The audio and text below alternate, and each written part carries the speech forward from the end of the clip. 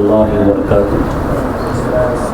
الحمد لله رب العالمين والصلاة والسلام على أشرف الأنبياء والمرسلين نبينا محمد وعلى آله وأصحابه أجمعين. أما بعد، معزز دینی و ایمانی بھائیوں، جنات اور شیاطین کی حقیقت، ان کی دنیا، اس کے تعلق سے ہمارا یہ درس چل رہا ہے. اسی سلسلے کی ایک اور کڑی لے کر حاضر ہوا ہوں. پچھلے درس میں جیسا کہ میں نے بیان کیا تھا، شیطان یہ انسان کا ازلی دشمن ہے، اور شیطان کا اس دنیا میں صرف اور صرف ایک ہی ایجنڈا، ایک ہی ٹارگٹ ہے کہ وہ انسان کو گمراہ کرنا چاہتا ہے، اور انسان کو گمراہ کر کے وہ جہنم میں پہنچانا چاہتا ہے. اور اس کے لیے اس نے اللہ تعالیٰ سے وعدہ بھی کیا ہے، مہلت بھی مانگی ہے. اللہ تعالیٰ نے اس کو مہلت بھی دی ہے. تو شیطان انسان کو گمراہ کرنے کے لیے بہت سارے طریقے اپناتا ہے، جن طریقوں کے بارے میں نے آپ کے سامنے پچھلے درس میں بیان کیا تھا کہ سب سے پہلے تو وہ یہ چاہتا ہے کہ انسان کو کافر بنا دے یا مشرک بنا دے. اسی طرح سے اس کے بعد وہ اس کو بدعات اور خرافات میں مبتلا کر دے، یا گناہ کبیرہ میں مبتلا کر دے، گناہ صغیرہ میں کر دے، یا اچھی اور بہترین چیزوں سے ہٹا کر بری لایانی فالتو چیزوں میں مبتلا کر دے. تو شیطان کا صرف ایک ہی مقصد ہے، ایک ہی ہدف ہے کہ وہ گمراہ کرنا چاہتا ہے. گمراہ کرنے کے لیے کبھی کبھار وہ انسان کو اذیت بھی پہنچاتا ہے. اذیت، تکلیف، چاہے ذہنی تکلیف ہو، جسمانی تکلیف ہو، روحانی تکلیف ہو، وہ انسان کو ستاتا ہے. اور اس کے ستانے کی، اس کے انسان کو اذیتیں پہنچانے کی، تکلیف پہنچانے کی بھی بہت ساری شکلیں ہیں، بہت ساری صورتیں ہیں جو احادیث کے اندر بیان کی گئی ہیں. تو جیسا کہ میں نے کہا کہ شیطان جو گمراہ کرتا ہے یا اذیتیں پہنچاتا ہے، تو یہ اللہ کی طرف سے اس کو چھوڑ دی ہوئی ہے. اللہ کے حکم سے، اللہ کی مرضی سے وہ سب کرتا ہے. یہ اللہ کی طرف سے اس کو اختیار ہے، اور ان چیزوں پر اس کو قدرت حاصل ہے. اللہ تعالیٰ نے شیطان کے ساتھ جو وعدہ کیا ہے کہ اس کو قیامت تک مہلت دے گا تاکہ وہ اس کے بندوں کو بھٹکائے، لیکن جو اللہ کے مخلص بندے ہوں گے وہ اس کے بہکاوے میں نہیں آ سکتے. اسی طرح سے وہ شیطان آزمائش میں ڈالنا چاہتا ہے. یعنی شیطان کی اذیتوں اور تکلیفوں اور ستائے جانے سے اللہ تعالیٰ انسان کی آزمائش کرنا چاہتا ہے، امتحان لینا چاہتا ہے کہ یہ شیطان کے پریشانیوں میں مبتلا ہو کر کیا اپنے ایمان پر قائم رہتا ہے یا اپنے ایمان سے ہاتھ دھو بیٹھتا ہے. تو شیطان کی اذیتیں اور اس کی طرف سے ملنے والی پریشانیاں یہ انسان کے لیے آزمائش ہے، امتحان ہے کہ کون اس کے امتحان میں کامیاب ہوتا ہے اور کون امتحان میں ناکام ہو جاتا ہے. تو شیطان کی جو اذیتیں پہنچانے کا طریقہ ہے یا اس کی شکلیں ہیں جو اللہ کے رسول صلی اللہ علیہ وسلم نے قرآن احادیث کے اندر بیان فرمائی ہیں، ان میں سے ایک شکل، ایک صورت یہ بھی ہے کہ شیطان ابن آدم کے پاس، ہر انسان جس کی بھی پیدائش ہوتی ہے اس کے پاس آتا ہے اور اس کے پہلو میں کچوکے لگاتا ہے، اپنی انگلی کو چبھوتا ہے، جس سے کہ اس کو تکلیف ہوتی ہے اور بچہ چلاتا ہے، چیختا ہے. اللہ کے نبی صلی اللہ علیہ وسلم نے بیان فرمایا، صحیح بخاری کی روایت، ما من مولود یولد الا نخسه الشیطان فیستحل صارخا. جو بھی بچہ پیدا ہونے والا ہوتا ہے تو شیطان اس کے پاس آتا ہے اور اس کے کچوکے لگاتا ہے، اپنی انگلی کو چبھوتا ہے، جس سے بچہ روتا ہے. اور اس شیطان کی اس تکلیف سے اللہ تعالیٰ نے جن کو محفوظ رکھا ہے، الا ابن مریم و امہ، مریم علیہ السلام اور ان کے بیٹے عیسیٰ علیہ السلام اس تکلیف سے محفوظ ہو گئے. یعنی جب ان کی پیدائش ہوئی، مریم کی پیدائش ہوئی، تو شیطان ان کو یہ تکلیف نہیں پہنچا پایا. اور اسی طرح سے عیسیٰ کی پیدائش ہوئی تو شیطان ان کو کچوکے نہیں لگا پایا. کیوں؟ کیونکہ مریم علیہ السلام کی ماں نے ان کی پیدائش سے پہلے اللہ تعالیٰ سے دعا کی تھی اور کہا تھا انی اعیذھا وذریتھا من الشیطان الرجیم، کہ اللہ میں اس مریم کو یعنی میری ہونے والی اولاد اور اس کے بچے کو تیری پناہ میں دیتی ہوں شیطان رجیم سے، کہ شیطان انہیں کوئی تکلیف پہنچا پائے۔ صحیح بخاری کی ایک روایت میں آتا ہے کہ ایک صحابی بھی ایسے ہیں جن کو اللہ تعالیٰ نے اس تکلیف سے محفوظ رکھا، ان کا نام عمار بن یاسر ہے۔ جیسا کہ ابو الدرداء رضی اللہ عنہ نے صحابہ کرام سے پوچھا ایسے کون سے صحابی ہیں جن کو اللہ تعالیٰ نے شیطان کی اس تکلیف سے محفوظ رکھا، تو صحابہ کرام نے جواب نہیں دیا، تو ابو الدرداء نے خود جواب دیا کہ وہ صحابی عمار بن یاسر رضی اللہ عنہ ہیں جن کو اللہ تعالیٰ نے شیطان کی اس تکلیف سے محفوظ رکھا۔ تو یہ تکلیف جسمانی تکلیف پہنچانے کی ایک صورت ہے جو شیطان ہر پیدا ہونے والے بچے کو پہنچاتا ہے، اس کو ستاتا ہے۔ اسی طرح سے دوسری تکلیف جو شیطان انسانوں کو دیتا ہے وہ یہ ہے کہ شیطان گھروں میں آگ لگواتا ہے، جانوروں کے ذریعے، مختلف جانوروں کے ذریعہ شیطان گھروں میں آگ لگاتا ہے۔ جیسا کہ ابن عباس رضی اللہ عنہ سے روایت مروی ہے، اس کو ابو داؤد نے اپنی کتاب کے اندر روایت کیا ہے، فرماتے ہیں کہ اللہ کے رسول صلی اللہ علیہ وسلم کے زمانے میں ایک واقعہ پیش آیا کہ ایک چڑیا چراغ کے پاس آئی، ایک چراغ جل رہا تھا، جو چراغ جلتا ہے تیل سے جلتا ہے، اس وقت بھی تیل سے چراغ جلاتے تھے، تو چڑیا آئی اور اس چراغ کو لے کر گئی، پھر اس کو کسی کپڑے پہ ڈال دیا تو کپڑا جل گیا۔ تو اللہ کے رسول صلی اللہ علیہ وسلم نے اس وقت یہ نصیحت فرمائی تھی، اذا نمتم فاطفئوا سرجکم، جب تم سونے جاؤ تو اپنے چراغوں کو بند کر دیا کرو، فإن الشیطان يدل مثل هذه على مثل هذا لتحرککم، کیونکہ شیطان ان جیسے جانوروں کو اس بات کی طرف رہنمائی کرتا ہے کہ وہ ایسے کام کرے تاکہ تمہیں جلا ڈالے، تمہارے گھروں میں آگ لگا دے۔ اور مدینہ میں ایک واقعہ پیش آیا تھا کہ ایک صحابی کے گھر میں آگ لگ گئی تھی، اللہ کے نبی صلی اللہ علیہ وسلم نے نصیحت فرمائی کہ جب بھی تم سونے کے لیے جاؤ تو اپنے گھروں کے چراغوں کو بند کر دیا کرو، کیونکہ شیطان جانوروں کے ذریعہ اس طرح سے گھروں میں آگ لگوا دیتا ہے۔ تو یہ تکلیف پہنچانے کا، اذیت پہنچانے کا دوسرا طریقہ ہوتا ہے۔ اسی طرح سے ایک اور طریقہ جس کو اللہ کے نبی صلی اللہ علیہ وسلم نے بیان کیا ہے، جس کا تعلق عورتوں سے ہے۔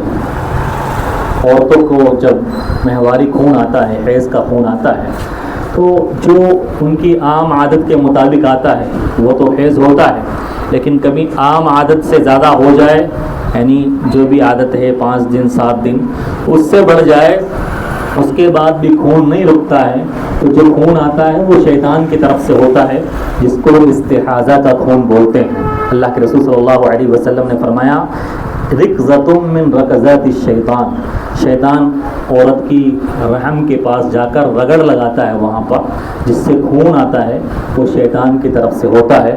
اللہ کے رسول صلی اللہ علیہ وسلم نے ارشاد فرمایا اگر یہ استحاضے کا خون آئے تب بھی نماز سے نہیں رکنا ہے، وضو کر کے عورت کو نماز پڑھنا ہے۔ تو یہ شیطان کی طرف سے تکلیف ہوتی ہے جو خون کی شکل میں عورت کو پیش آتی ہے اور اس کے رحم سے خون نکلتا ہے۔ اسی طرح سے ایک اور تکلیف، ایک اور اذیت جو شیطان انسان کو پہنچاتا ہے وہ ہے برے خواب۔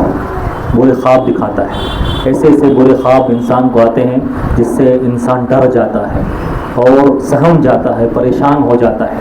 تو یہ خوابوں کے اندر جو ڈراؤنے خواب آتے ہیں، برے خواب آتے ہیں، وہ شیطان کی طرف سے آتے ہیں تاکہ وہ انسان کو اذیت پہنچائے، تکلیف پہنچائے، پریشانی میں مبتلا کر دے۔ اللہ کے رسول صلی اللہ علیہ وسلم نے ارشاد فرمایا الرؤیا من اللہ والحلم من الشیطان، جو اچھے خواب ہوتے ہیں وہ اللہ کی طرف سے ہوتے ہیں۔ جب بھی اچھا خواب آتا ہے جس میں کوئی خوشخبری ہو، کوئی اچھی چیز ملنے کا انسان خواب میں دیکھتا ہے تو وہ اللہ کی طرف سے ہوتا ہے۔ لیکن جو برے خواب ہوتے ہیں، ڈراؤنے خواب ہوتے ہیں جس میں انسان دیکھتا ہے کہ اس کو کوئی تکلیف پہنچ گئی، یا اس کے جو رشتہ دار ہیں یا جن سے وہ محبت کرتا ہے، اس کے گھر والے اور اس کی اولاد یا کسی کو بھی جو اس کے محبوب ہیں ان کو کوئی اذیت اور تکلیف پہنچ گئی جس سے وہ ڈر جاتا ہے، تو یہ برے خواب شیطان کی طرف سے ہوتے ہیں تاکہ وہ انسان کو غم میں مبتلا کر دے اور پریشانی میں مبتلا کر دے۔ اللہ کے رسول صلی اللہ علیہ وسلم نے ایک جگہ اور صحیح بخاری کی روایت میں ارشاد فرمایا، الرؤیا ثلاث، جو بھی خواب انسان دیکھتا ہے اس کی 3 قسمیں ہوتی ہیں۔ ایک من اللہ، ایک اللہ کی طرف سے ہوتے ہیں جو اچھے خواب سچے خواب ہوتے ہیں، جس میں خوشخبری ہوتی ہے، اچھی چیز ہوتی ہے، وہ اللہ کی طرف سے۔ اور دوسرے من الشیطان، شیطان کی طرف سے ہوتے ہیں، جس میں انسان بری چیزیں دیکھتا ہے، ڈر جاتا ہے، ڈراؤنے خواب، یہ شیطان کی طرف سے ہوتے ہیں۔ اور تیسرا، انسان جو کچھ دن بھر سوچتا رہتا ہے یا رات میں سونے سے پہلے جن چیزوں کو ذہن میں لاتا ہے، جن کے بارے میں سوچتا ہے، ان کو خواب میں دیکھ لیتا ہے، تو وہ پراگندہ خواب ہوتے ہیں، ان کی کوئی حیثیت نہیں ہوتی ہے۔ تو برے خواب کے ذریعہ شیطان انسان کو ڈراتا ہے۔ ایک صحابی اللہ کے نبی صلی اللہ علیہ وسلم کا معمول تھا کہ آپ فجر کے نماز کے بعد صحابہ کرام کے خواب سنتے تھے اور ان کی تعبیر بیان کیا کرتے تھے۔ صحابہ کرام جو بھی خواب دیکھتے تو اس کی تعبیر بیان اللہ کے رسول کو سناتے، تو اللہ کے رسول تعبیر بتاتے تھے۔ تو ایک بدو آیا اور اس نے اپنا خواب بیان کیا اور کہا کہ اللہ کے رسول صلی اللہ علیہ وسلم، میں نے خواب میں دیکھا کہ میری گردن کٹی ہوئی ہے، زمین پر رکھی ہوئی ہے اور وہ بھاگ رہی ہے اور میں اس کے پیچھے جا رہا ہوں، میں اس کے پیچھے بھاگ رہا ہوں۔ تو اللہ کے رسول صلی اللہ علیہ وسلم نے ارشاد فرمایا کہ برے خواب بیان نہیں کرنا چاہیے، برے خواب بیان نہیں کرنا چاہیے، ادب بتایا۔ تو برے خواب، پتہ چلا کہ برے خواب کے ذریعہ شیطان انسان کو ڈراتا ہے اور اس کو غم میں تکلیف میں پہنچاتا ہے۔ اب اگر کسی کو برے خواب آئے تو اس کے شر سے بچنے کے لیے انسان کیا کرے، یا برے خواب کا ادب کیا ہے، برے خواب کا ادب کیا ہے جو ہمارا اسلام ہمیں بتاتا ہے۔ تو حدیث کے اندر تقریباً 5 یا 6 ادب برے خواب کے شر سے بچنے کے لیے بیان کیے گئے ہیں۔ اللہ کے رسول صلی اللہ علیہ وسلم نے بیان فرمایا کہ جب کسی کو برا خواب آئے فَلْيَنْفُسْ عَنْ يَسَارِهِ ثَلَاثًا، تو اس کے شر سے، اس کی برائی سے بچنے کا پہلا طریقہ یہ ہے کہ انسان اپنی بائیں طرف الٹے جانب 3 مرتبہ تھتکارے۔ ایک لفظ آیا نفس کا، نفس میں ہوتا ہے کہ انسان اتنا تھتکارے کہ پھونک کے ساتھ پھونک کے کچھ قطرے، کچھ ذرات آ جائے۔ ایک لفظ آیا فَلْيَبْصُقْ، یعنی انسان پھونکے، یعنی جس میں زیادہ پھونک آئے۔ تو دونوں الفاظ ملتے ہیں۔ تو بعض محدثین نے کہا ہے، شارحین حدیث نے کہا ہے، کبھی یہ کر لے کبھی وہ کر لے، یا جو اس کے لیے اس وقت آسان ہو وہ کر لے، دونوں طرح کے الفاظ ملتے ہیں۔ اگر کوئی پاس میں سویا ہوا ہو تو ایسا نہ ہو کہ اتنا نہ تھوکے کہ بائیں طرف کوئی تھوکا پاس میں سو رہا ہے تو اس کو اس پر تھوک چلا جائے، جیسے کہ نماز کی حالت میں کہا گیا ہے کہ فَلْيَنْفُسْ، اتنا نہ تھوکے کہ وہ نماز میں اگر وسوسے آئے تو پاس والے کو تھوکنے کی وجہ سے کوئی تکلیف ہو جائے، تھوک اس پر چلا جائے۔ دوسرا ادب یا اس کے شر سے بچنے کا طریقہ یہ بتایا گیا ہے وَلْيَتَعَوَّذْ بِاللَّهِ مِنْ شَرِّهَا، جو بھی برا خواب دیکھا ہے تو اللہ رب العالمین سے اس برے خواب کے شر سے پناہ مانگے کہ برا خواب دیکھا ہے میں نے، اللہ میں اس کے شر سے، اس کی برائی سے تیری پناہ میں آتا ہوں کہ یہ جو برا خواب ہے یہ برا ہے، اب اس کا جو بھی شر ہے اس کے شر سے مجھے محفوظ رکھنا، اللہ کی پناہ میں آئیں۔ اور تیسرا طریقہ یہ بیان کیا گیا ہے اس کے شر سے بچنے کا وَلْيَتَحَوَّلْ عَنْ جَنْبِهِ، جس کروٹ لیٹا ہوا ہے وہ کروٹ بدل دے، جس کروٹ خواب آیا ہے اپنی کروٹ کو بدل دے اور کروٹ چینج کر لے۔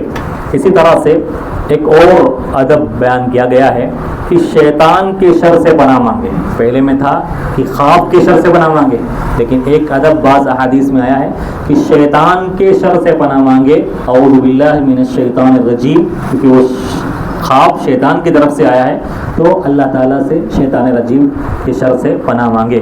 اسی طرح سے 5واں ادب یہ بیان کیا گیا ہے، یا طریقہ یہ بیان کیا گیا ہے، اٹھ کر نماز پڑھ لیں۔ یعنی پھر بھی اگر انسان کا ڈر نہیں جا رہا ہے اور انسان سہما ہوا ہے، گھبرایا ہوا ہے، تو اٹھ کر وہ وضو کرے اور نماز پڑھے، تو اس طرح سے وہ چلا جائے گا۔ اسی طرح سے 6واں ادب یہ بیان کیا گیا ہے حدیث کے اندر وَلَا يُخْبِرْ بِهَا أَحَدًا، برے خواب کو کسی سے بیان نہ کرے، برے خواب کو کسی سے بیان نہ کرے، اس کی تعبیر جاننے کے پیچھے نہ پڑے۔ بہت سارے بھائی ہوتے ہیں برا خواب آتا ہے تو اس کی تعبیر کے پیچھے پڑتے ہیں کہ اس کی تعبیر ان کو پتہ چل جائے۔ تو وَلَا يُخْبِرْ بِهَا أَحَدًا، اللہ کے رسول نے طریقہ بتایا ہے اس کے شر سے بچنے کا کہ برا خواب بیان نہیں کرنا چاہیے کسی کو بھی، بلکہ اس کو چھپا کر رکھنا چاہیے، کیونکہ بعض روایت میں آتا ہے کہ برا خواب جو ہوتا ہے وہ چکر لگاتا رہتا ہے آسمان میں، گھومتا رہتا ہے۔ اگر اس کو کسی کو بیان کر دیا جائے اس کی تعبیر پوچھنے کے لیے تو وہ ویسا ہی واقع ہو جاتا ہے، ویسا ہی واقع ہو جاتا ہے۔ لہٰذا برے خواب کا یہ ادب ہے کہ اس کو کسی کے سامنے بیان نہ کیا جائے۔ بہت سارے نوجوان ان کو پتہ نہیں ہوتا ہے اور برے خوابوں کی تعبیر پوچھنے کی کوشش کرتے ہیں۔ کبھی مجھ سے پوچھیں گے، میں نے بیان نہیں کیا، تو کبھی ان سے پوچھیں گے، کبھی اس شیخ سے پوچھیں گے، کبھی شیخ اللہ صاحب کے پاس جائیں گے، کبھی شیخ سراج کے پاس جائیں گے، تو الگ الگ علماء کرام کے پاس چکر لگائیں گے کہ کہیں ان کی تعبیر مل جائے۔ تو ادب کیا ہے؟ کسی سے بھی برے خواب کی تعبیر نہیں پوچھنی چاہیے، چاہے کتنا بھی برا ہو، اور یہ طریقے اپنانے چاہیے۔ میں نے جن صحابی کا ابھی واقعہ بیان کیا کہ انہوں نے کہا کہ اللہ کے رسول میں دیکھتا ہوں کہ میرا سر کٹا ہوا ہے اور میری کھوپڑی پڑی ہوئی ہے زمین پر اور وہ بھاگ رہی ہے، میں اس کے پیچھے دوڑ رہا ہوں۔ اللہ کے رسول نے کہا، ان کو منع کیا اس خواب کو کسی سے بیان مت کرنا، تو تم اس کے شر سے محفوظ رہ جاؤ گے، اس کے شر سے محفوظ رہ جاؤ گے۔ اور اللہ کے رسول نے ان کو یہ آداب بیان فرمائے۔ تو برے خواب سے بچنے کا طریقہ یہی ہے۔ ابو سلمہ تابعی، ایک تابعی ہیں، ان کو بھی برے خواب آتے تھے، اتنے برے خواب آتے تھے وہ سہم جایا کرتے تھے۔ تو انہوں نے ابو قتادہ رضی اللہ عنہ سے، جو صحابی ہیں ان کے استاد ہیں، ان سے پوچھا کہ مجھے بڑے برے خواب آتے ہیں تو میں ان سے ڈر جاتا ہوں، پریشان ہو جاتا ہوں، غمگین ہو جاتا ہوں، یہاں تک کہ بیمار پڑ جاتا ہوں، مجھے بخار آ جاتا ہے، تو میں کس طرح سے ان کے شر سے بچوں؟ تو ابو قتادہ رضی اللہ عنہ نے یہی طریقے جو صحیح مسلم کی روایت میں آئے ہیں ان کے سامنے بیان کیے۔ تو ابو سلمہ نے ان طریقوں کو اپنایا، تو بعد میں کہتے ہیں کہ اس کے بعد مجھے کبھی ڈراؤنے خواب نہیں آئے اور میں کبھی بھی خوابوں کی وجہ سے پریشان نہیں ہوا۔ تو شیطان کس طرح سے اذیت پہنچاتا ہے اور ستاتا ہے، اس کے 4 طریقے میں نے آپ کے سامنے بیان کیے ہیں، اور بھی بہت سارے طریقے ہیں اس کے اذیت پہنچانے کے، تکلیفیں پہنچانے کے، تو انشاءاللہ میں اگلے درس میں آپ کے سامنے بیان کروں گا۔ اللہ تعالیٰ سے دعا ہے کہ اللہ تعالیٰ ہمیں شیطان کی اذیتوں سے بچائے اور اس کی طرف سے ہونے والی پریشانیوں سے بچائے۔ اللہ تعالیٰ ہمیں شیطان کے تعلق سے دین اسلام کی معلومات کو سمجھنے والا بنائے اور اس پر عمل کرنے والا بنائے۔ آمین۔ اقول قولی ھذا استغفر اللہ لی ولکم۔